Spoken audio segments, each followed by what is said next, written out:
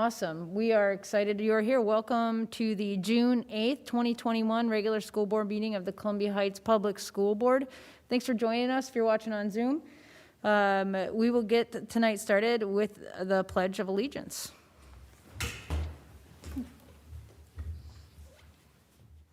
I pledge allegiance to the flag of the United States of America and to the republic for which it stands, one nation, under God, indivisible, with liberty and justice for all. All right, before we get to our roll call vote, I am going to read the notice that you have all probably gotten very familiar with now. This is a general process for remote school board meetings. It says, due to the current federal and state emergency declarations, the Minnesota directive to residents to stay at home, the guidance about limiting person-to-person contact due to COVID-19 coronavirus pandemic, this meeting of the Columbia Heights Public School Board is being conducted in accordance with Minnesota Statute 13D.021, meetings by telephone or other electronic means. Board members are reminded to mute their microphones or phone when they are not speaking. The board member wishing to speak should raise their hand, then wait to be recognized by the chair. The chair will determine the order in which board members wishing to speak will be recognized. When recognized, the board members should unmute the microphone or phone, speak, and then mute their device. All votes will be conducted by roll call.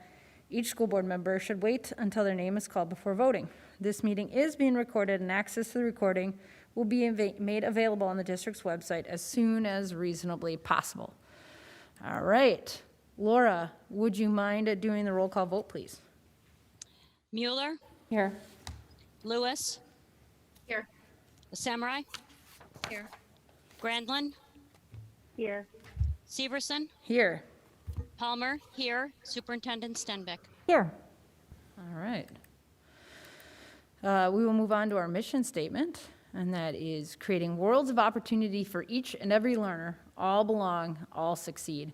And our core values are community, excellence, collaboration, integrity, respect, courage, and innovation. And we have a very fun moment, as we've had a few of these this spring, and it's I mean, admittedly, my favorite part of our board meetings is when we get to do the Highlander highlights. So if you're here for the Highlander highlights, we would love it if you would turn your camera on now. But as a way of a pre-introduction, I will read to you a little bit about the special guests we have tonight. And it says this: the synchronized swim team received the Silver Academic Award from the Minnesota State Coaches Association. This award is given to teams with a 3.5 to 3.74 team grade point average. Well done. Additionally, the team placed fourth in their state routine. Each team members competing in the state routine under the guidance of Coach Camille Gross included Sophia Cedillo, Marissa Foy, Jaden Klein, Maddie Mueller, Ava Rosengren, and Lucy Rosengren. And I think some of them have been able to join us. Are you all here?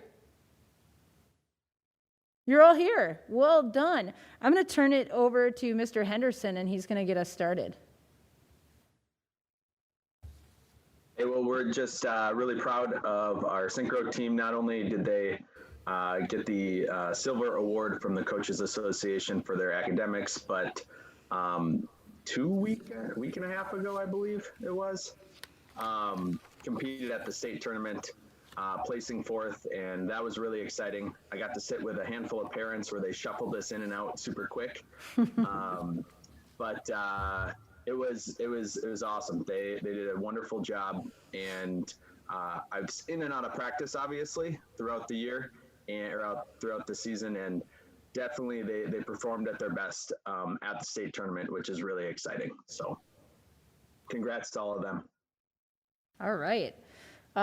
Board members, I don't know if you have anything you want to add or questions you'd like to ask these participants.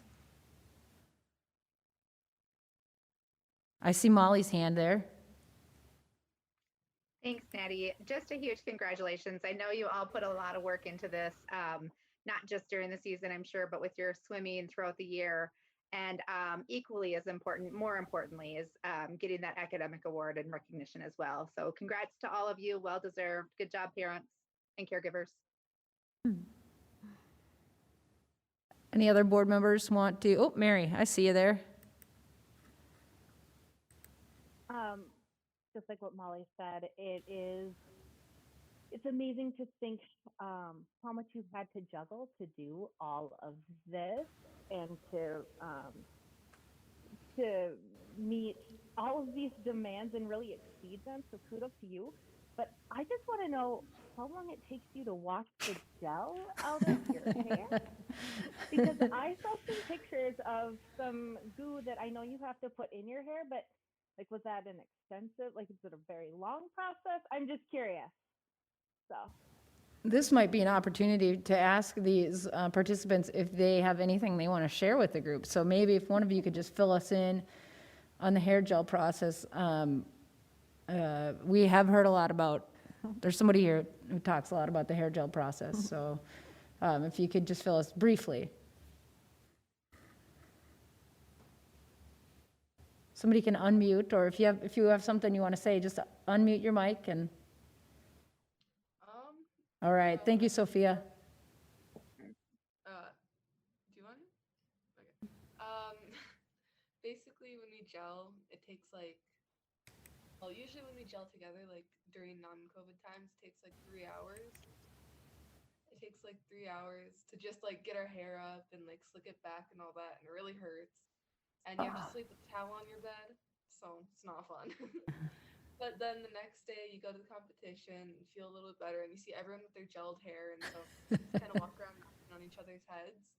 And then after the competition, it took me at least an hour. My shower was very cold. How was being a part, I don't know if any of the rest of you want to add in your thoughts. How was being a part of the state tournament? How did that go?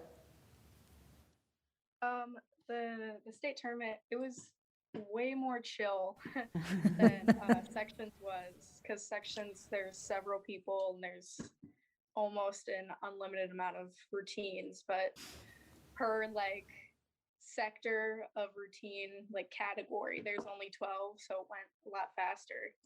And funny story, when they started reading the people who placed, we were all holding hands, we were sitting in the grass, and they read 7th, and it wasn't us. And this is mine. Shut up. You didn't ask, bro.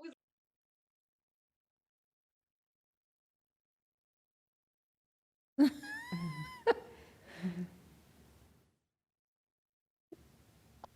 sorry. That's all right. Anyway, we're all holding hands, and 7th was read, and it wasn't our name, so we all just kind of like let go. And then 6th was read, 5th was read, and then Jaden, one of the other people on team, she was joking. She's like, "Imagine if we got 4th," and then they read it, and we got 4th. So, and we all started cheering, and every other team around us was very happy for us because we don't really get there a lot. So yeah, it was really great for all of us. And now we're all pretty proud and excited for next season. So That's awesome. Am I right, Mr. Henderson, in this is the first Columbia Heights synchro team that's been to state? Or have there been other teams? There's been other teams. It's been a little while. Okay. Mr. Henderson. Yeah, we had solo, Sam Alexan. Oh, that's right, Sam Alexan. That was 2 last years year. in a row, 2 years, I believe. yep. Gosh, that was probably, 2 years ago and then 3 years ago, maybe. But I'm not sure how long it's been since we had a routine, especially of 6. Any other participants want to make any comments, or any other board members? I make a comment? Yeah, go ahead. I think as many of us in Columbia Heights, I get to wear 2 hats, and I'm going to get all emotional because I'm so proud of you guys. As board member and synchro mom, you guys have done just amazing work this year, and I don't know why I'm so emotional about this, but knowing you had no season last year, and for Ava, for your senior season, to really have this to celebrate, I know that's special to me. I hope it's special to you. And it's a young team. We have 1 senior, 1 upperclassman, so we've got a freshman and sophomore team, and you guys are going to do great things. You have come such a long way over the past year, and I'm super proud of you. So, way to go. Well said. We are all very proud of you. Yeah, definitely a credit to the team and the coaches and the parents that support them too. Parents are really involved in synchro. I'm sure it's more than the hair, but I might have bowed out at the hair part. So kudos. Any other thoughts here?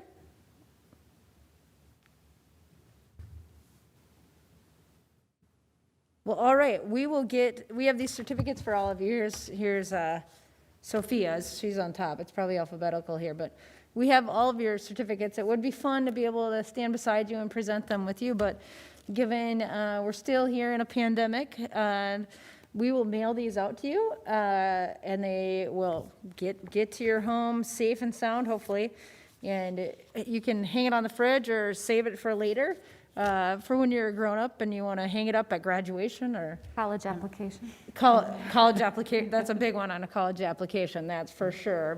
Be sure to put the academic part, as well as the state performance part, because we're equally as proud of your performance in the classroom and to be so busy with the sport itself, and then to keep on top of your academics that way, and for so many of you to do it to keep that grade point average so high. We're very proud of you. And thanks for tuning in to a Zoom meeting with us tonight. We are going to move on to maybe some what you guys would consider less exciting stuff. So it's not frowned upon if you're like, yeah, I've got to buckle down. I've got to do all that homework before I turn in my Chromebook or whatever. Go ahead and buckle down and get that done. You don't have to stay on the meeting to look good or anything like that. We understand if you need to drop off. So thank you for joining us. We're going to give you a virtual round of applause. This is, if we clap real loud, it sounds funny. So you have to take the virtual round of applause. But looking forward to seeing you myself in person next season. Hopefully that will be the case and we can come watch synchro, because I've only ever seen it on TV. So I'm excited to see it in real life, see it in action. So, all right. Thank you all for joining us. We're going to move on to the agenda approval, adjustments, announcements, and correspondence. The first will be the approval of the agenda. If I could get a motion for the approval of the agenda, that would be great. I got Hala, second. Second. Lorian with the second. Any discussion on the agenda? All right. Laura, if you would do a roll call vote, please. Mueller, Aye. Lewis. Aye. A Samurai, Aye. Grandlin, Aye. Severson, Aye. Palmer, aye. All right. Motion carries. We'll move on then with the announcements for tonight. On June 10th, Thursday is the last day of school for students. June 10th is also graduation at 7 p.m. On June 15th at 5:30 here in the community room and via electronic means, there'll be a school board work session. On Tuesday, or on June 22nd, which is also a Tuesday at 7 p.m., we'll have a regular school board meeting here in the community room and via electronic means. And then on July 16th, which is a Friday at 5:30, we'll have a school board training, and that will be exclusively via electronic means. And then on July 20th, Tuesday at 7 p.m., there'll be a regular school board meeting in the community room. All right. So having said that, we'll move on to correspondence. Superintendent Stenvik, is there any correspondence tonight? Madam Chair, there's no correspondence at this time. All right. We'll move on to communication to the board, and we'll start with citizens and employee representatives. And at this time, any citizen or employee may briefly address the school board. The board will listen to brief remarks, ask clarifying questions, and if desired, request that the administration follow up. The board will not take action at this meeting on requests presented at this time. And seeing no one here, we will just keep the meeting moving forward, and we will move on to the consent agenda, which contains the personnel report and the school board minutes from May 11th and May 25th. Can I get a motion to approve the consent agenda? So moved. Was that Mary? Yep. Thanks, Mary. Second? Second, Palmer. Second. Thank you, Laura. Any discussion on the consent agenda?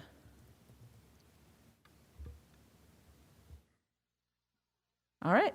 Hearing none, we'll do a roll call vote. Mueller, Aye. Lewis, Aye. Samurai, Aye. Grandland, Aye. Severson, Aye. Palmer, aye. All right, motion carries. Consent agenda is approved.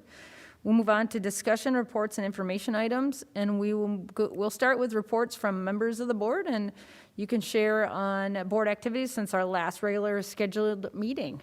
We'll start this time with Molly. I knew you would do that, and I am so not prepared. My apologies for this crazy week that we are living in and all of the end of the year Yes. activities and shuffling around. I believe that I have just attended track meets. If there has been anything board related, my apologies, then I was probably there.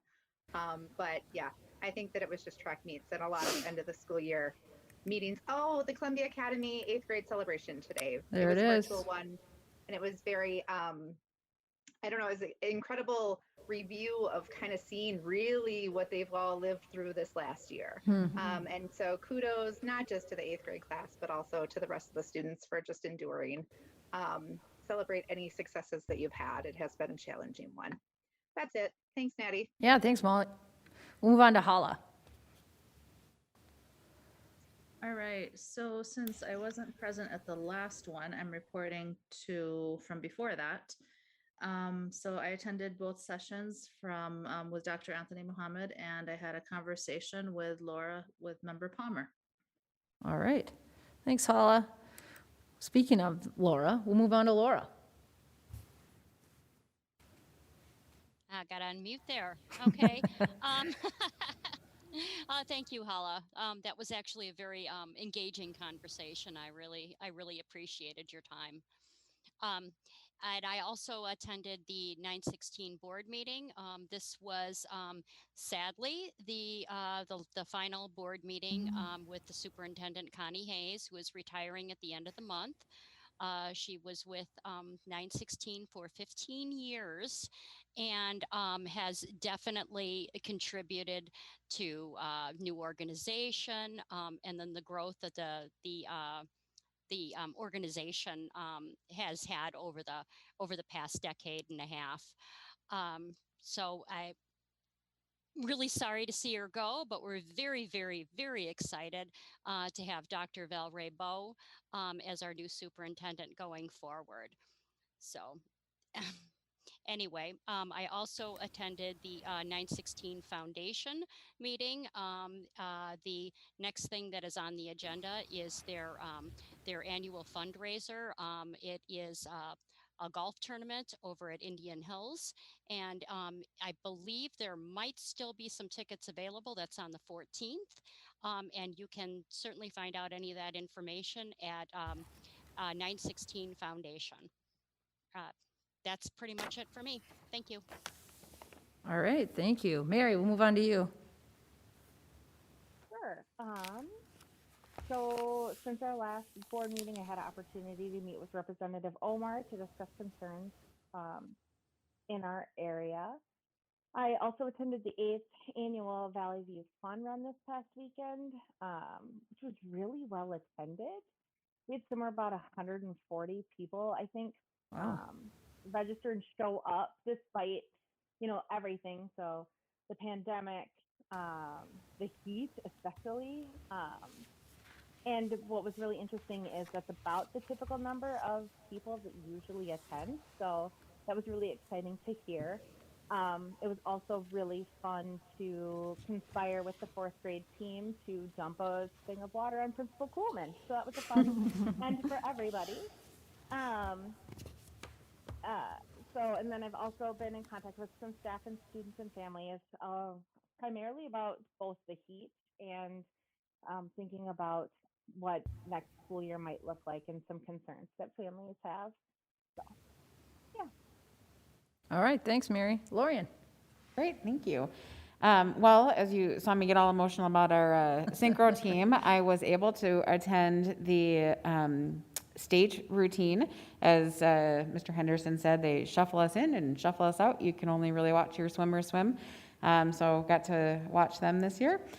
I also participated in the high school principal round one interviews and attended the Columbia Heights Business Council meeting, the chair meeting prior to this, and have had conversations with community members. All right. As for me, I was able to take in a couple of softball team section games over the past couple weeks. With Lorian, I don't know if you mentioned this, we had a chair meeting prior to this meeting. I have spoken with members of community also about the weather. Funny enough, it sounds trite, but the weather is a big topic these days, and just what next school year would be looking like. They're beginning to ask questions as we are in the process of making decisions. And then had a meeting with Superintendent Stenvick. And speaking of, we will move on to the superintendent's report. Thank you. Yesterday, the Tri-Metro Governing Board met, so that's our athletics league. Next year, Fridley will be the host of the meetings, and we said farewell to the longtime league secretary, Doug Darnell. The Tri-Metro fund balance came in higher than expected, and so the board voted to reduce the participation fees for next year for all of the participants, or the member districts and charter schools. So that's good. I had a great check-in meeting with the mayor and the city manager to discuss the many ways in which our two entities overlap and how we can support one another. This week we are hosting the second dose COVID vaccine clinic at the Highlander Center. That's Thursday, 10 a.m. to 4 p.m. And we're also looking forward to graduation on Thursday out on the football field. We are so proud of our 2021 graduates this year. And it is going to be a warm one, speaking of the weather. I had conversations with Chair Severson and email exchanges with Member Granlin, and I appreciate all of your time. Thank you. All right, thank you. We'll move on to City of Columbia Heights update, and we'd like to welcome Councilmember Biskins of the City of Columbia Heights. Hi, everybody. I hope everyone's managing to stay cool. The weather's been a little crazy these days. Too warm. But anyway, we've got some exciting things going on with the city. The first one is the Hy-Vee site. That's been the purchase agreement from Alatis was set. I mentioned that last time. They are scheduled to close by the end of July. And so in preparation for that, last night in our work session, the city council now is working on setting up the financial side, our side of it. And we're also we just did a big study on the sanitary sewer drains. The pipes that run through that area need major overhaul. So they've done a big study on that, and we're going to start figuring out how to fix it in preparation for the buildings that will be going in the Hy-Vee site, as well as the affordable housing and hopefully SECA behind the public works. We've got some major overhauls, and with the developers, we're hoping to have some help in paying for it. And the pricing will come up later. We don't know yet how much it's cost. I'm not expecting it to be cheap. But it's exciting that things are moving along. And on June 12th, the citywide garage sale will take place. There are over 50 plus households that have signed up. So for those of you who like garage sales, please go out and check out all the sales. I'm sure you're going to have some great finds out there. And on June 24th, from 5 to 7:30 at Huset Park West, the city will be putting on the Community Arts and Info Fair. There'll be lots of information, lots of different types of foods, and fun times. That's right. I believe it'll be around I think we're blocking off the street, which is a first, which is exciting. On Mill Street, we'll be blocking it off for the arts section, and then the info fair may be integrated into that. So please come down and join us so we can meet everybody, and hope you to have a good time there. So, and then on July 7th, I don't know how many of you were able to go to the first Music in the Park episode for our centennial, which hopefully will continue after this year. We had about 200 people show up, and our next Music in the Park in East Huset Park, the band Wander North will be there. And I believe there's some high school students from the band that will also be starting the show. It was a lot of fun. It's a great way to hang out on a summer evening. There's lots of, we usually have food trucks and some beverages that are on sale. Just bring your chair, your blanket, and come hang out with us. And the last thing is a reminder from our forester. If you have new trees on your boulevard that they've planted, if you could please take some time to water during these very hot times, because I know This is going to continue until the end of next week. Hopefully it'll stop then, but it would help the city a lot if you could take some time and water those trees for us. And that's it for today. Thank you. All right, do any board members have questions for Councilmember Biskin? Okay.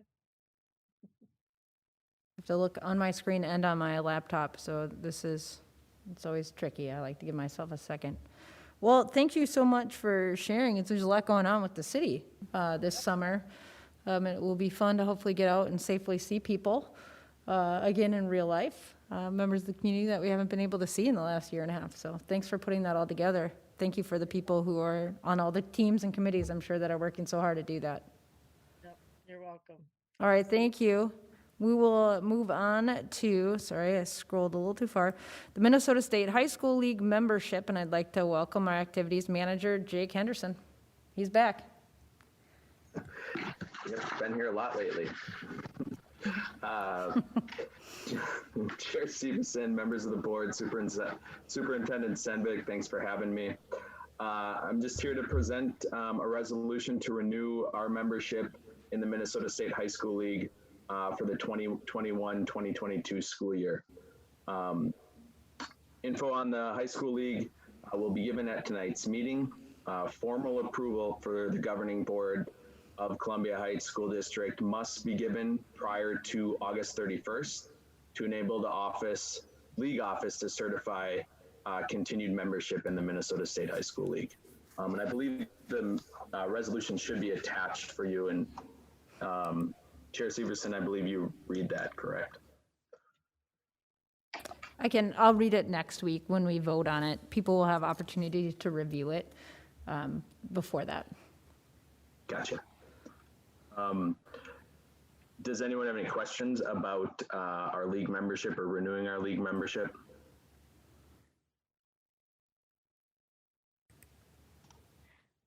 Natty? Yeah, oh, sorry, Molly, go ahead. No, sorry, I just didn't have time to click screens and do it on the other one. Anyhow, just to make sure people are aware, the Minnesota State High School League is really the only option. So if we were to decline this, our students would not have anywhere to participate, correct?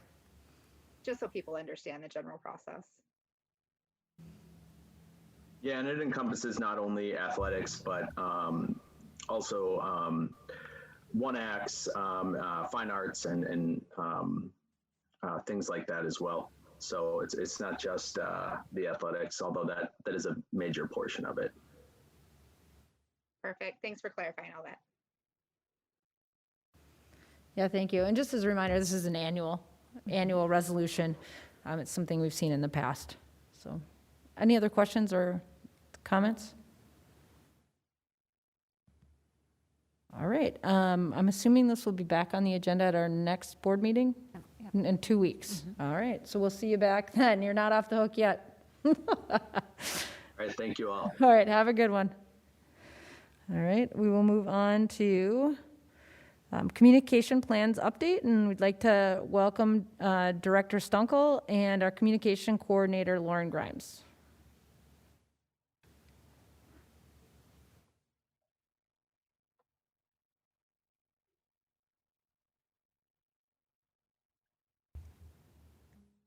My computer just froze. Well, of course it did, right?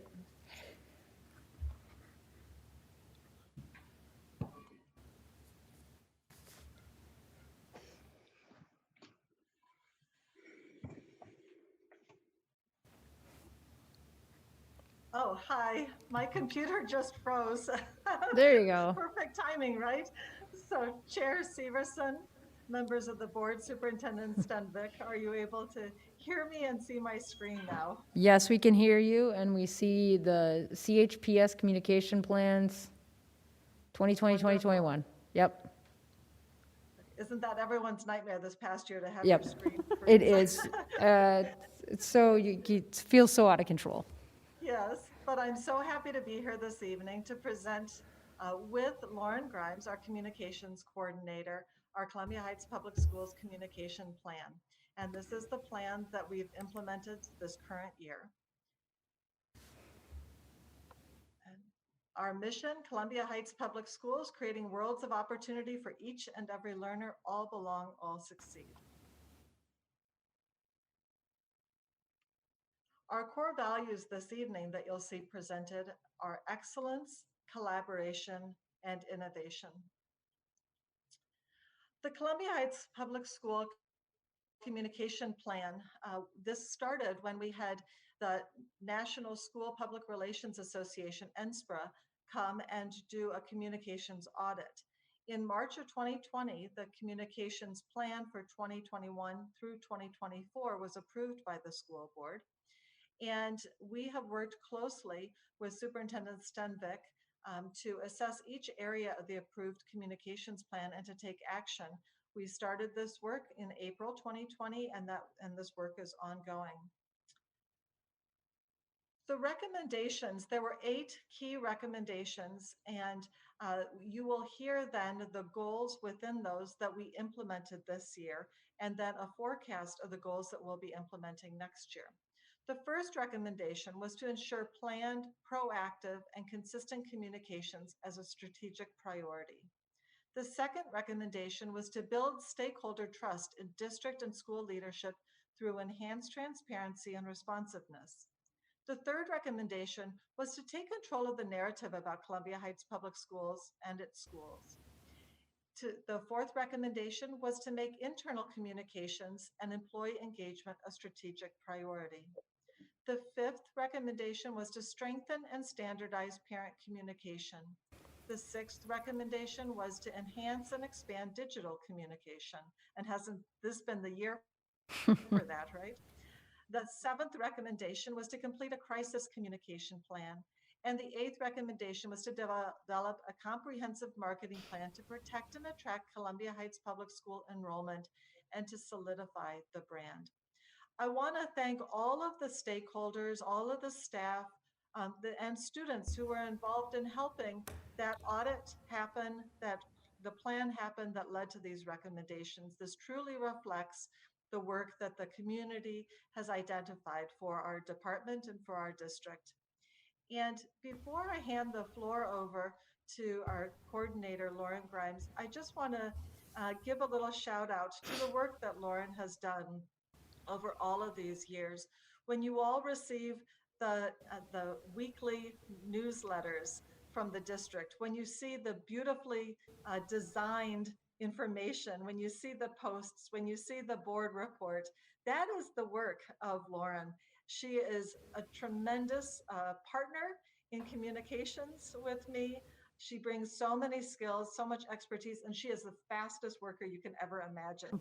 So I just wanted to take this opportunity, because she works so much behind the scenes, I just wanted to take this opportunity to really acknowledge the outstanding work that Lauren has done and continues to do for our district. And with that, I'll hand the floor to Lauren to talk about some of our specific goals. Well, thank you for that multifaceted compliment. I was not expecting that. So here you'll see the first recommendation. We kind of gave you the overview of what all of those 8 recommendations were. And so now we're transitioning to the ones that were in the implementation stage for this past school year. So the first recommendation was to ensure planned, proactive, and consistent communications as a strategic priority.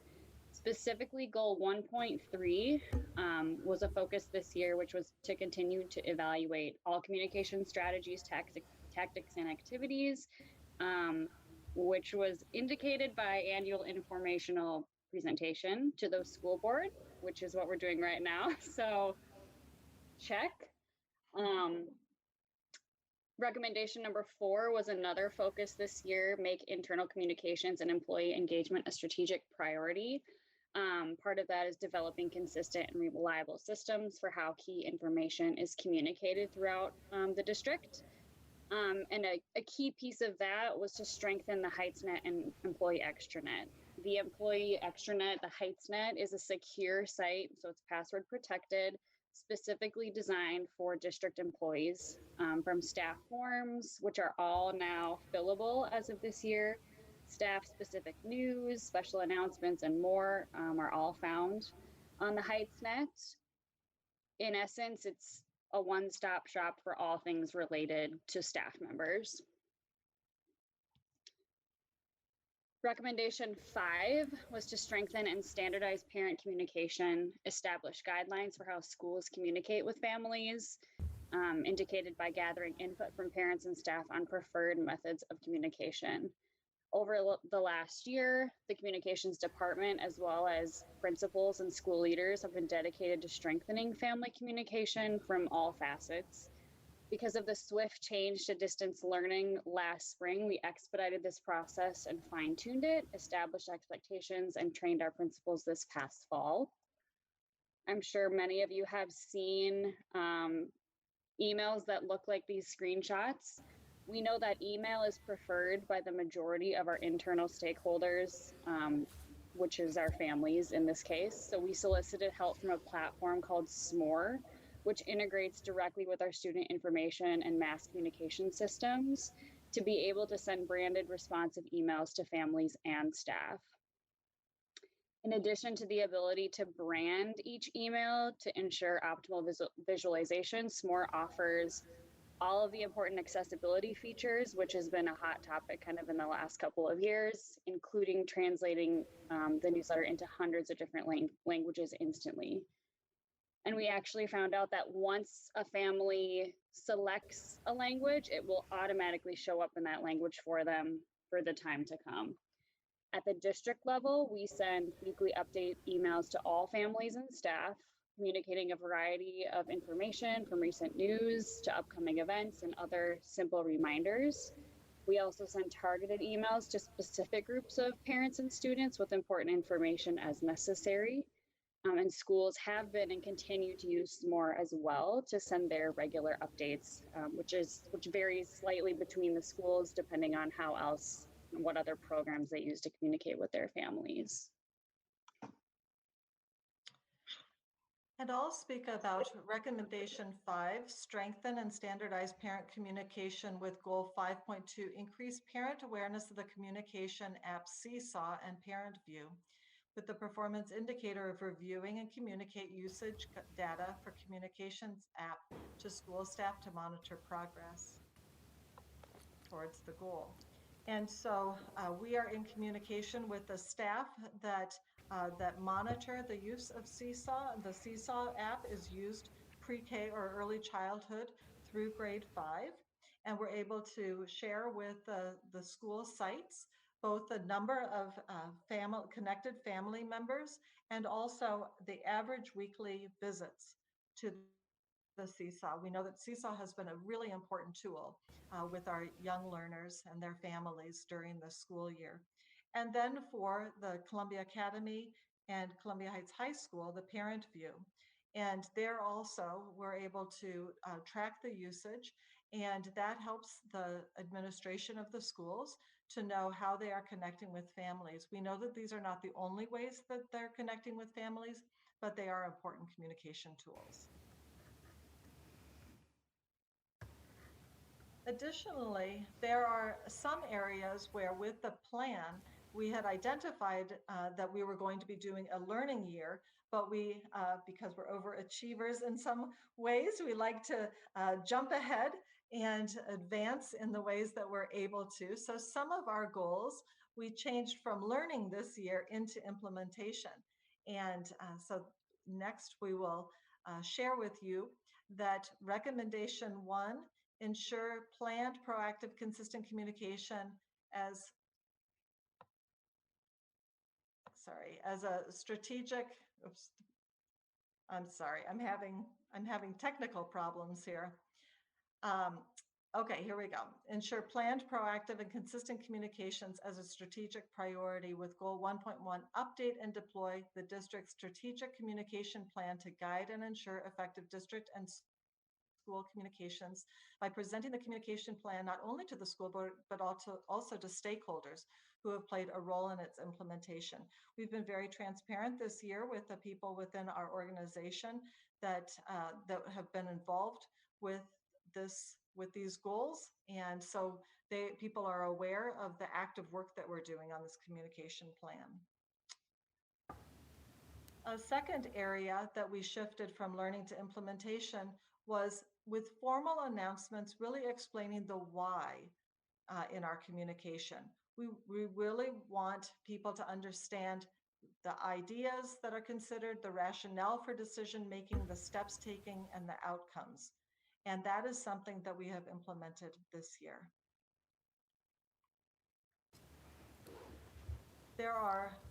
This is the list of goals that we will be implementing next year. Next year, we're going to be implementing a communications advisory council. This will be to elicit input on district information and communication effectiveness. We'll be continuing to work with formal announcements on the why being communicated. We'll create a culture of customer service across school campuses and departments for both internal and external customers. We're going to maximize the use of key messages and also strengthen our key communicator network. We're going to develop consistent and reliable systems for how key information is communicated throughout the organization and increase translated communication to non-native English-speaking families. We're going to improve the Columbia Heights Public School website for easier access to information and to organize and maximize the district's use of social media. We'll finalize the district and family center's security assessment. We'll promote points of Heights pride through the successes of students, staff, and programs. And we will utilize marketing campaigns to raise the visibility of Columbia Heights Public Schools among different constituent groups. And with that, we wanted to offer an opportunity to answer any questions about this plan and the work that our department has been doing this year. I see that the pandemic and our need to move to digital has probably moved the ball forward faster than you anticipated in a lot of these categories, or at least in the ones you mentioned.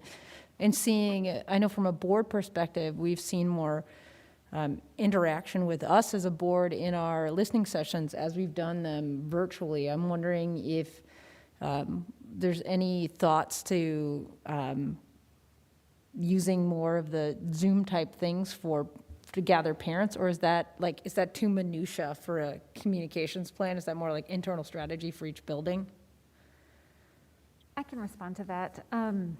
Part of the work at the administrative level is we're having a lot of conversations about lessons learned from the pandemic, and let's really capitalize and build on the positive things that have come out, such as parent-teacher conferences via Zoom or other ways to reach out, or having that hybrid option where people could come in, parents especially, or Zoom in. I think about those dark, cold days in winter, Yeah. being able to have a parent meeting where people can stay at home in their warm kitchens or something like that, yeah. I know there is something to the personal connection, but I've even heard anecdotally about the elementary school PTOs having higher participation because it's just frankly easier to log in, yeah. Yeah, to log in than it is to drive and bring the kids places, so. Same, I know the board has heard about the thousands of views that our athletics program got this year because it was live streamed. So those are things we definitely want to keep doing. All right. Questions from other members of the board? Molly, I see you're unmuted. Is that intentional? Yes. Thanks. So, I mean, I want to commend you guys on what you're doing in terms of as a district level, like those communications coming out to parents is phenomenal. I am definitely seeing a lot more. I just would encourage you to, as this moves on, it seems like these goals, I understand the need for, it's almost kind of wordy and like, we're going to do this, we're going to do that, but some of the things we're still missing. And I'm just going to say, like, there was a couple of things that came up, parents frustrated still. I would say probably primarily at the high school level, but just information not being disseminated in a timely fashion. One example was like the hybrid. We got an email the day before the deadline about that. And, it's like, okay, well, not every parent is able to check their email and respond within 12 hours. And just maybe just to do a little more digging on what's being missed. I know I had some communication earlier with superintendent about like special ed population. So really targeting some of those populations and getting that day-to-day stuff better. I would just encourage you, and I don't know where that falls, and I know that you weren't necessarily soliciting feedback, but I just had to take a moment to do that. So yeah, Thank you. We welcome feedback. Thank you for sharing that. It's really helpful for us. You know, all the stakeholders have important experiences and views, and we are here to serve. So we absolutely want to hear if there are areas where we can serve more fully or completely. Wonderful. Thank you for that response. Other questions or thoughts? Natty, may I? Yep, there you are, Laura. Yeah, I actually just have a comment. I know many years back we were talking about being able to translate our communications in other languages, and I know we kept looking into it, and it just wasn't fiscally possible. So being able to have this platform with that ability, I am so happy to hear this, because the best way to to to be good at service is to be able to have good communication, and especially across with parents whose English is not. Uh, it would be a much more comfortable to be able to communicate in a language that they're much more familiar with. So thank you very much for finding this alternative. This has been definitely something that has been needed for a long time, and thank you. Thank you for all your hard work on this. Thank you. All right, I see Mary's digital hand. Thanks. Yes, I think that there's been massive strides in what we've seen. I think this year has been far more communicative, and I've heard a lot of that from families that they've really enjoyed having more some more access. But I think, like Molly said, I think where we came from there was a lot less communication, so anything feels really fantastic. So I'm really glad to see that we're going to continue to work and grow, and continue to see it as an area of growth.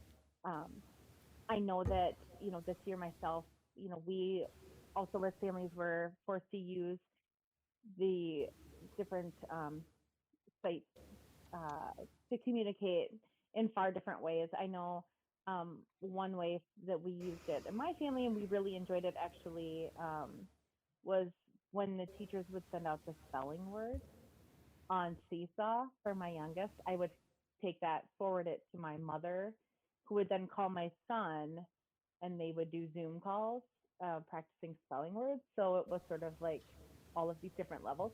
So having those moments of interaction and having that accessibility, I think, is incredibly helpful for everyone, and having and knowing exactly what my child is working on, even if I'm not there, is incredibly helpful. And I'm glad to see that we're gonna continue with that. I think the only other question I would have is in regards to the advisory council. Do you know, or do you have a plan for how we're going to be identifying stakeholders to be on that? Yes, and perhaps Superintendent Stenbeck would also like to respond to this question. So we will be working very closely with the other departments within our organization who have advisory councils. We want to make sure that the advising that we're getting is really from a broad spectrum of our community, and we don't want to go to the same people for every advisory council. So over the summer, we'll be looking at who are the members of all of our advisory councils coming up, who are the people that have a particular experience or relationship with our communications department, and we will be seeking to really have a good representation of our district and our community on that advisory council. So that's how we really approach that.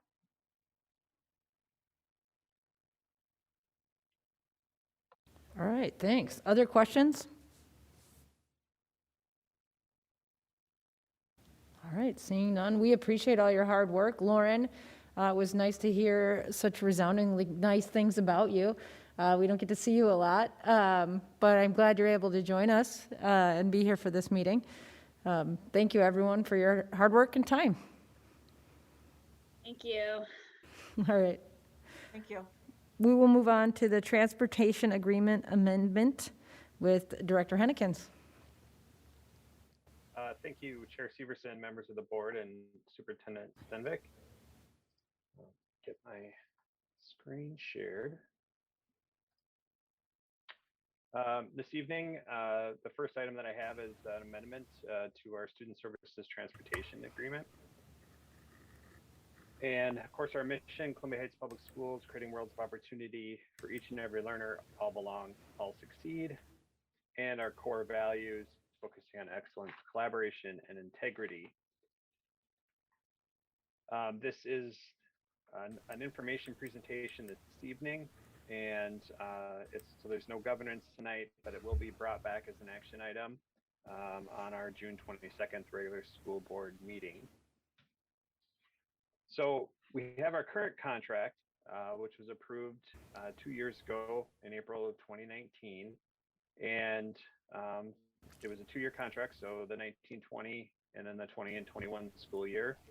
So that contract is ending. Within that contract, there was a clause for a possible extension of 2 years on this contract with a yearly increase of 3% or the consumer price index, whichever is less. And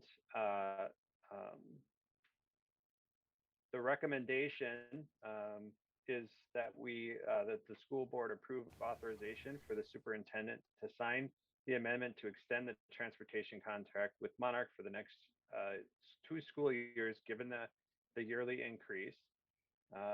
And as we looked at this over the last couple months and how this was all going to play out, the market for student transportation right now has been hit very hard by the pandemic, both financially, staffing wise, bus drivers. I mean, they've just been hit very hard. And Monarch, in the district's relationship with Monarch, our current bus contract, has been very good in general through the past 2 years, particularly through the pandemic. They've worked very, very closely with us.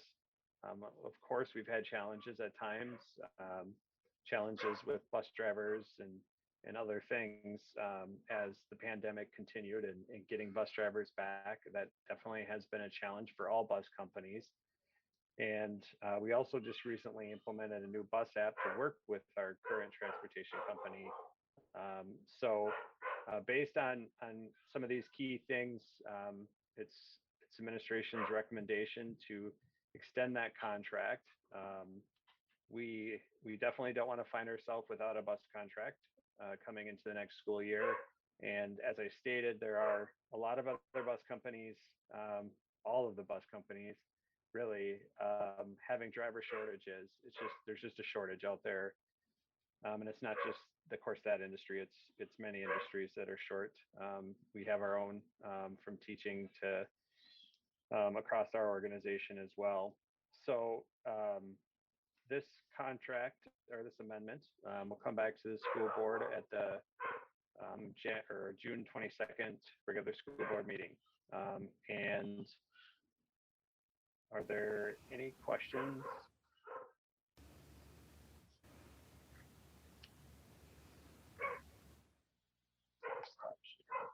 I'm not seeing any hands, but Laura, I can't see Laura. Where'd Laura go? Oh, there she is. Laura, you're unmuted. Did you have a question? Yeah, just a comment actually. From what I've been hearing from other school board members is the one thing you do not want to be doing is looking for a new bus contract. So I'm glad we have that extension and the foresight that went into getting that in the contract. So thank you. All right, thank you, Director Hennekens. We're going to move on to workers' compensation renewal, and that's also Director Hennekens. So he's not gone yet. Thank you, Chair Severson, members of the board, and Superintendent Stenvik. Let me get that presentation loaded.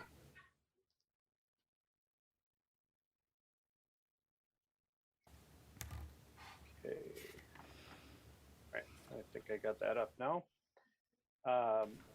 This evening, for this agenda item, I have workmen's compensation renewal. This is a yearly renewal. And we're current provider for our workman's comp is United Heartland. They've been very good to work with our school district. I should start with our mission. Columbia Heights Public Schools, creating worlds of opportunity for each and every learner, all belong, all succeed. And our core values, focusing on excellence and integrity. Again, this is just an informational presentation tonight, and this will be brought back on June 22nd as an action item. And again, just to mention that United Heartland is our current work comp provider. We work with Marsh and McLennan agency on this insurance policy. And whoops, you can see over time what our costs we have incurred in workman's comp, and you can see that in the last couple of years here, we've had very low costs, which has been very positive for this year for our mod rate. And I'll show that in a second, but I just wanted to take a note that our mod rate is really measured an average of 3 years. It's the 3 years prior to the current year.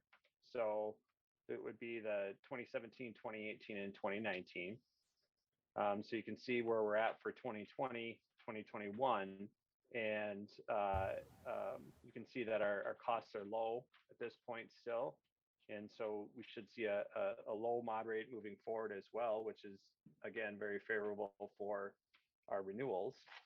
So our experience mod rate is for 1920 was 1.08, which was an improvement upon the previous year. Then 2021 was a 1.01, and now this year is a 0.87. Anything below 1 is very favorable. And again, I'm just going to step back to that graph, and you can kind of see where we've had some in the past. There was a couple of years where we had much higher claims, so you can see why we've been dropping. So for next year, at the end of the game, at the day there, it's a 5% decrease in our insurance premium for workman's compensation. You can see that over the 3 years here, I put 3 years worth on this slide. Our salaries have, generally increased. The top salaries group is, mainly our teacher salaries.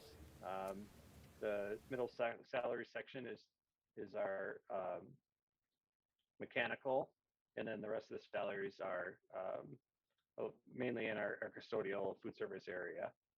And so it breaks it down and categorizes it, and then your actual rate for that is different depending on what they actually do. So and there's a formula to that which comes up with your actual premium.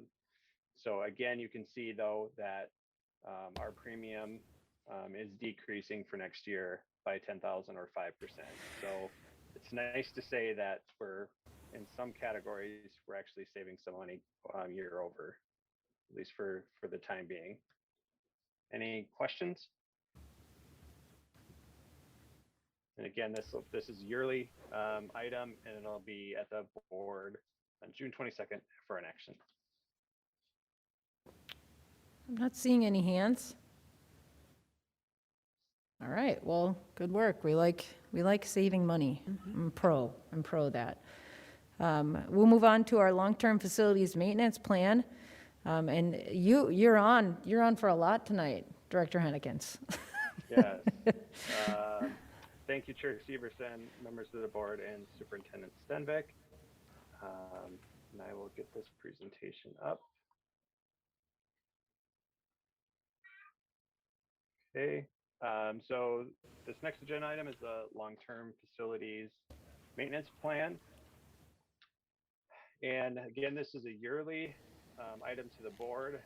Long-term facility maintenance is dollars that we get mainly for 2 areas of health and safety and deferred maintenance projects within the district. So it's a separate revenue stream, and we have a 10-year plan that goes along with it. And of course, to forecast exact expenses and projects out 10 years is next to impossible. You can see the needs that we're going to have 6 years down the road, 8 years down the road, 10 years down the road. But things like pandemics can really throw wrenches into plans. So we really like to focus on what's happening now, what's happening next year, and what's happening the following year. And really the state focuses in the same way. So again, with this presentation, core values, community excellence, collaboration, and integrity will be our focus. This isn't governance, as I said. It's going to come on June 22nd. So like I said, there's two really main categories. One is our health and safety, and the other is our deferred capital expenses. These are the categories within that health and safety section. And you can see on this slide, it's a lot of numbers, but it's a lot better than looking at the whole spreadsheet, which is very big and just very cumbersome to move through. So I got the 2021 expenses within that plan, the 2022 and 2023. Now these are 2021 are not our actuals. They were what we anticipated. So we haven't closed out the year yet on that. And then you can see that our expenses in health and safety drop for FY22, and they'll increase a little bit again. And the main drop is in relation to the asbestos removal and encapsulation. We've been doing some larger projects with asbestos removal, and we're going to still have asbestos that we're going to remove, but we're not going to have, at least in the next 2 years, we don't have any planned larger projects that will require larger costs in asbestos removal. So in that health and safety, that's our total cost for 22 and 23. And then this is the deferred maintenance area. And there's a couple other areas within this, but we really don't have expenses in these areas. So we have the deferred maintenance areas. And you can see over the last, the first column is 21. Again, it's our existing year. And you can see that it's 1.1, just over $1.1 million. And you can see it's a little bit less than 22. 22 is at 1.3, going on 1.4 million. And between 1.3 and 1.4 is actually our total approximate allocation of long-term facility maintenance dollars. And the reason for the smaller amount this year is that we had overspent in the previous year. And so we're spending a little bit less there to balance that out. And again, I've mentioned this before, but long-term facility maintenance, we can overspend and have a negative balance year over year. But obviously they don't want you to do that too long. And then start having conversations with us about making a plan to balance that out. So we're just going to balance it out right away. And most of our big projects, as you'll see in the next slides, they happen during the summer. Summer's project time. And the summer, of course, tips over 2 fiscal years. So projects start in June, and then you go July and August. So they're actually tipping over into 2 fiscal years. Sometimes the project gets all done in June. Sometimes it doesn't even start in June, and it happens just in July and August. So that's why there's an allowance for that, plus and minus, and allowing to carry over, and then whether it's a negative balance or a positive balance because of that. So again, the main projects for this year, which we've already bid out previously, and they're happening. 2 of them are starting right away on June 14th. One is the high school fax room, and the other is North Park Elementary windows. And then the high school roof is actually one of those projects that was speculated to start in June, and is now starting in July, and will be in July in the first 2 weeks in August. So those are the main projects for FY22 that are making up that deferred maintenance cost section, or most of it. And the other for FY23, the things that are making up the majority of the costs in that deferred maintenance Our roof at the high school again. There's a lot of roof need at the high school, so we have to carry it over 2 years. And then there's the high school parking lots that haven't been dealt with in many years. We've worked on the parking lots at all of the other sites except for the high school, so we'll start with that site work. And then we're going to start working on some casework within our classrooms. In our classrooms in general, they have the original casework, and anybody that's been in our buildings, any of our buildings, with the exception probably now of North Park, can see the needs in casework within the classrooms. So those are the main projects that make up that deferred maintenance area on the previous slides for FY22 and FY23. And again, there is a whole spreadsheet that's our full long-term facility maintenance plan. And I'll actually send that in the update. Again, it doesn't show well in the presentation, and it will be attached to the agenda for the action item. So any questions on that? Any questions on the long-term facility maintenance plan? All right. Thank you for that. And certainly not, but last but not least on your agenda here is the Northeast Metro 96. Mary's got her hands up. Oh, missed it, Mary. Sorry. Oh, and you even did it virtually. I see it here now. All right, Mary, you're in before we move on. Thank you. Yeah, I think people think I don't follow directions very well, but I have routinely raised my hand digitally. So kudos, where kudos is. Pat myself on the back. I just wanted to double check something. And maybe I missed it, but I know in 2020 there was a item I think that said we spent $0 on indoor air quality. Is that because of some of the funding we got from the federal government, or did I miss something? I just want to make sure. Well, so yeah, there's that. I mean, it's yes and no. I mean, so indoor air quality covers there's an indoor air quality category, which isn't necessarily mechanical, and there's deferred maintenance down below that's mechanical. So where we're spending most of our money now, the indoor air quality is more on testing and health and safety, and then down below in that category, that's where we're really taking care of our mechanical equipment. So like if we have a mechanical equipment that has a lower filtering level than what is the current standard, and we replace that, it's going to come under mechanical down in the deferred maintenance. It's not going to be up in that category. So every year we have mechanical expenses where we're dealing with those things, and they all go underneath that mechanical expense under deferred maintenance. Wonderful. Thank you for clarifying. I really appreciate it. Yep. All right. Any more questions? And just a note on the mechanical, in 2023 and 2024 and 2025, at this point we forecast a spike, a decrease in our roofs and a spike in our mechanical, because that's the next progression, and we do intend to complete some projects in the next few years, forecasting out for that mechanical area, and it'll specifically address indoor air quality concerns. So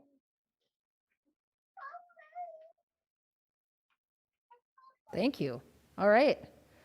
We will now move on. I'm seeing no more digital hands. We'll move on to the Northeast Metro 916 Long-Term Facility Maintenance Plan Resolution. thank you, Chair Severson, members of the board, and Superintendent Senvik. So the last item, again, information item. So I'm sharing Exhibit A, and this is Northeast Metro 916's long-term facility maintenance plan for FY22, and they can't levy for this stuff on their own for long-term facility maintenance. It comes through the districts.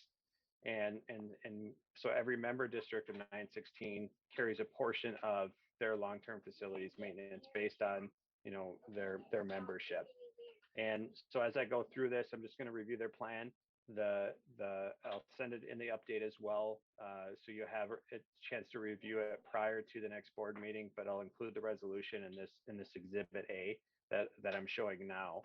So again, you see the top part, those health and safety projects that they have, and then the costs associated with that.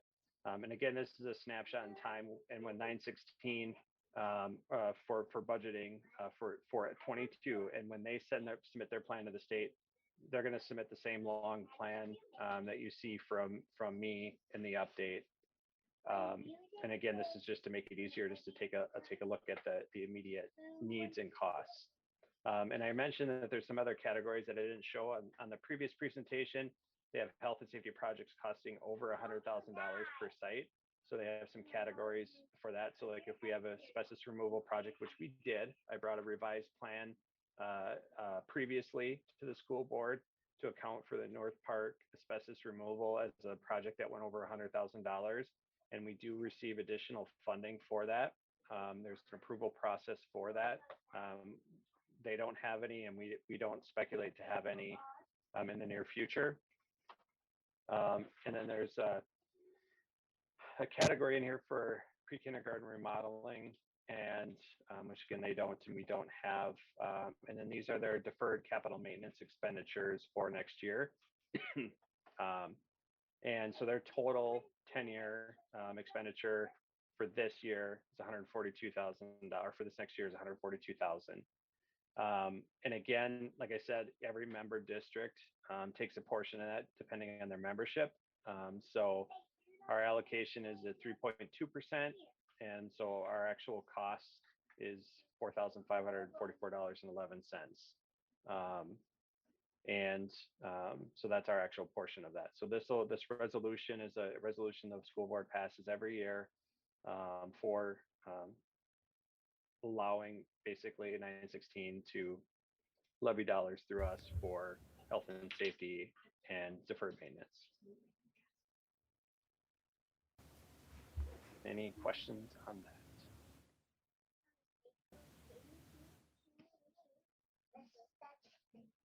All right, I see no hands, virtual nor human, nor unmuting. So we will move on then. Thank you, Bryan. Thanks for presenting that and for letting us know. We'll see you back in a couple weeks with all of these. All right, and we will then move on to the MSBA membership, which is the Minnesota School Board Association membership. And a few weeks ago when we met, we talked about the NSBA, which is the National School Board Association. So if you're watching at home and you're like, that sounds vaguely familiar, you're kind of right. It is vaguely familiar because it's one letter difference, NSBA, MSBA. This one is the Minnesota School Board Association membership. And it's time for the renewal. And you can see in your board packet, the costs included. There's multiple costs included. It's kind of small font here. The board book subscription is in there. The MSBA policy services are in there. You'll see that. I might bet if I search hard enough, we'll see an invoice. Oh, there it is. All right, so our invoice for this year would be $11,583. And these are services we use quite routinely. If we talk about this, we use Board Book. We're all looking at Board Book right now, hopefully. The policy services renewal is a big deal because they help keep us legal in all our policies and give us all the recommendations and updates, which is significantly less expensive than us hiring our own lawyers to interpret Minnesota statutes that change from year to year. And this is also through which we have done our board self-evaluation. They're helping us with our superintendent evaluation and goals. And so a lot of these items come from that, in addition to connecting with other school boards, other school board members. Don Hoyam refers to them in terms of keeping us current, legal, understanding how to interpret things. They'll answer questions for us. So in my estimation, this is an important thing for us to keep in place. Obviously, it's on the table. as a board, we make these decisions together, and this will be an action item in 2 weeks at our meeting, whether or not we want to renew our subscription here to MSBA. But I just give you my 2 cents, so I'll open the table for questions or comments or thoughts on MSBA membership.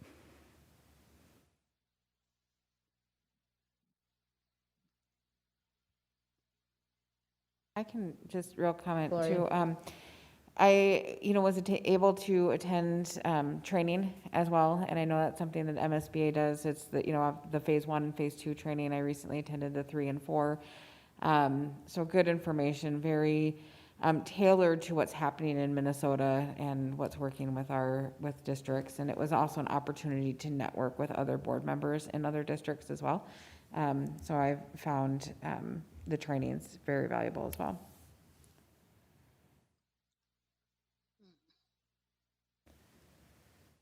All right. Any other questions, comments on this one? Natty? Yeah. There you go, Laura. Yeah, I also want to also comment that the conference, the leadership conference every year, I find to be extremely engaging, and being able to have those additional resources. So, and that is free to members.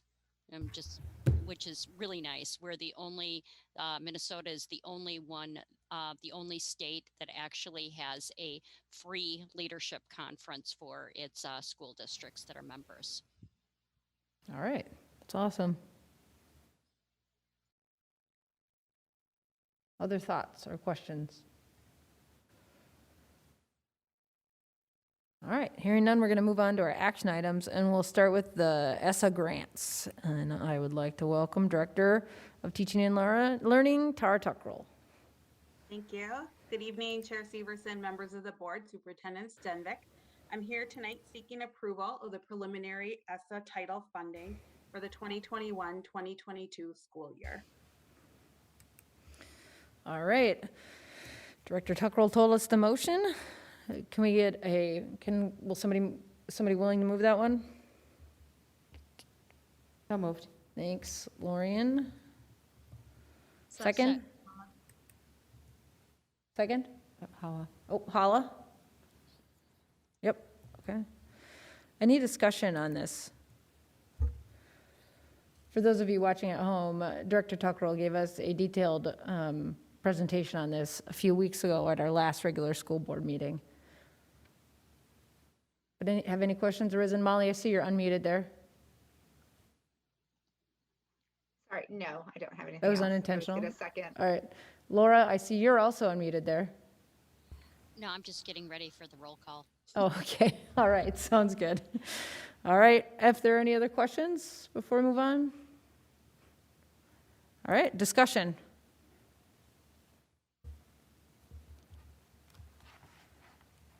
Oh, sorry. Roll call vote. I'm looking at my notes here. Thank you. Sorry, Laura. Mueller, Aye. Lewis, Aye. Samurai, Aye. Grandland, Aye. Severson, Aye. Palmer, aye. All right. Motion carries. We will move on to our LEA authorization. And we will also hear from Director Tuckrell.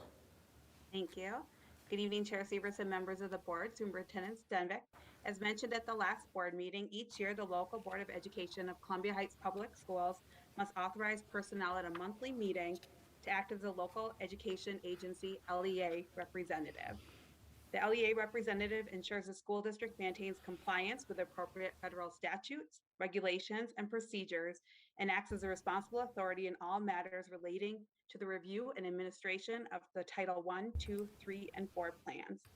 I'm here tonight seeking approval of myself as the LEA representative for Columbia Heights Public Schools for the title grants for the 2021-2022 school year. All right. So again, the motion is that Director Tuckrell be the LEA representative for the 21-22 school year. Can I get a motion on that one? So moved, Grandland. Thanks, Mary. Second? Second, Lewis. All right.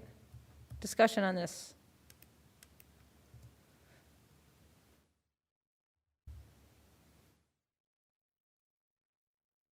All right, and once again, for those of you at home, this is something we were also presented with a few weeks back.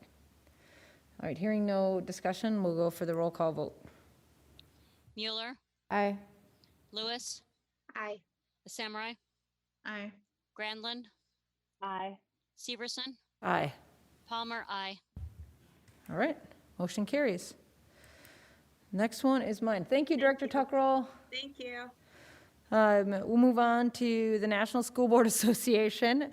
Again, not the Minnesota School Board Association. This one's the NSBA, and we've talked about this in previous years, but also a few weeks back at our school board meeting.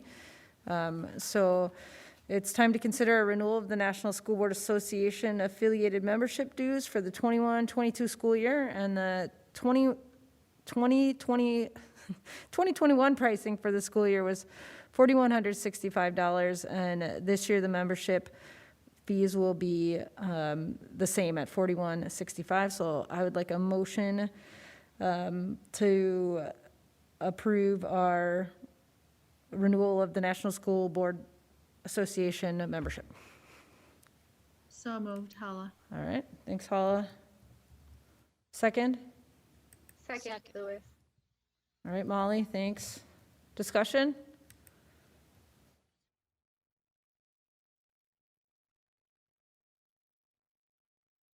All right, roll call vote, please. Mueller, Aye. Lewis, Aye. Samurai, Aye. Grandland, Aye. Severson, Aye. Palmer, aye. All right, motion carries. We'll move on to board topics. Tonight, does anyone have any board topics? I have one. Thanks, Lorian. Go ahead. Just a quick note for those listening, our friends, the Boosters have their hot dog wagon at Top Value at 50th and Central on Fridays, Saturdays, and Sundays. Oftentimes raising money for our students' groups and activities, athletics. So support the Boosters and support the kids and get a hot dog. Yeah, and those hot nights when you don't want to run that oven Yep. to heat up your kitchen like I did last night. Yep. That was a rookie mistake. Yeah. Yeah, lots of stuff going on in the city. Stay informed. Go to the city websites and boosters websites and the school district websites and see what's going on. Does anyone else? I have a few, but wanting to see if anyone else has anything else. Natty? Molly, I see you there. I see you on mute. Yeah. I just want to say a quick, a huge thank you to all the staff, admin, everyone in this district that did what they did throughout this last year. I've said it before, I'll say it again. You guys just did an amazing job for doing, just for reaching the goals that we've reached, for our kids, for staying connected, for the incredible opportunities that our kids did have during distance learning. I see so many students in various districts, and it has just not been as successful as what I would say our district has been. And so thank you. I know it has not been easy, but it is much appreciated. Hear, hear. It's awesome. And then to persist through this heat. I know it's not comfortable with all of the kids, and we're thankful, very thankful. Thanks for that, Molly. I just want to remind all the board members that if you intend to not go to graduation, we need to know, is there anyone who is unable to attend graduation?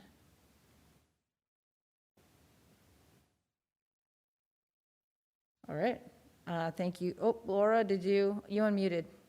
Or are you I was just going to say, I wouldn't miss it for the world. Okay. We missed it last year, and it was a hole in my heart. Oh. So I will not miss it this year. It's an amazing experience to be able to participate, and it is one of the greatest joys of being a school board member is to be there on graduation night.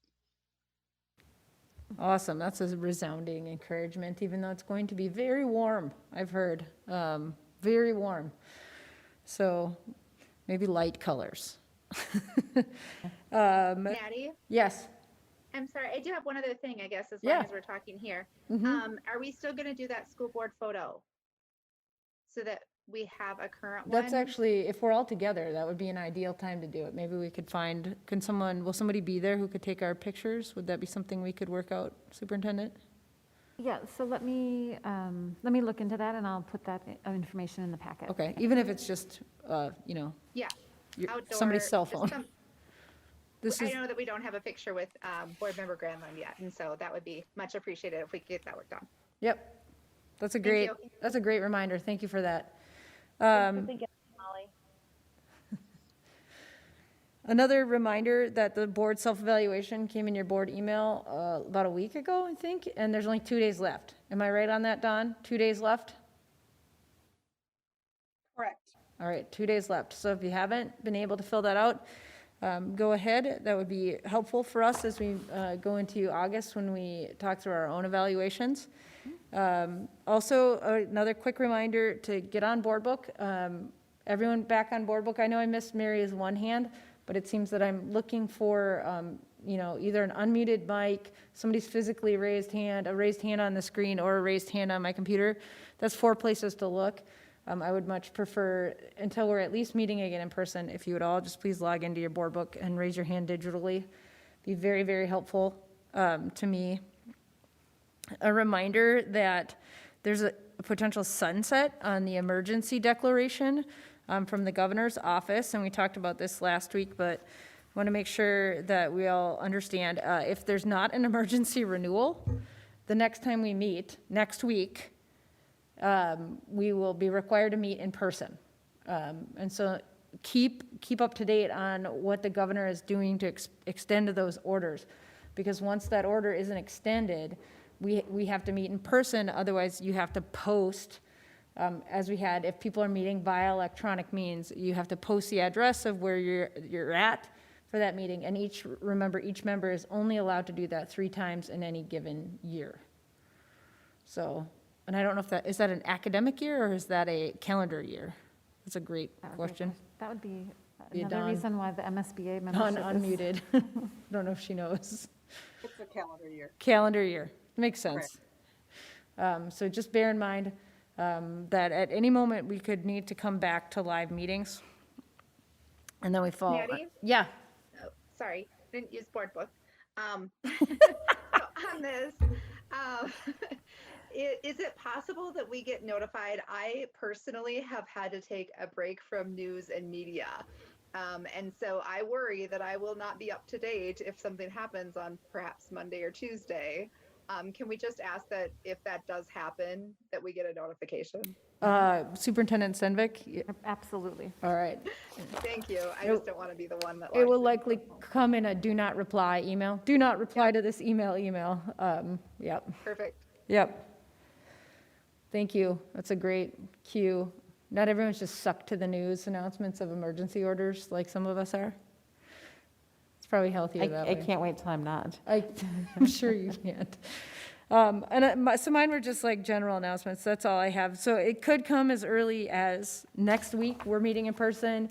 There's some word on the street, and I don't know who the street is or who's on it, but that they would extend it for 1 month. Some people have heard 2, so it's kind of hanging out there. I guess we're going to find out next Monday what the decision is. So keep up to date, and I'm sure Superintendent and Dawn will be helping us out on that one. All right, any other board topics?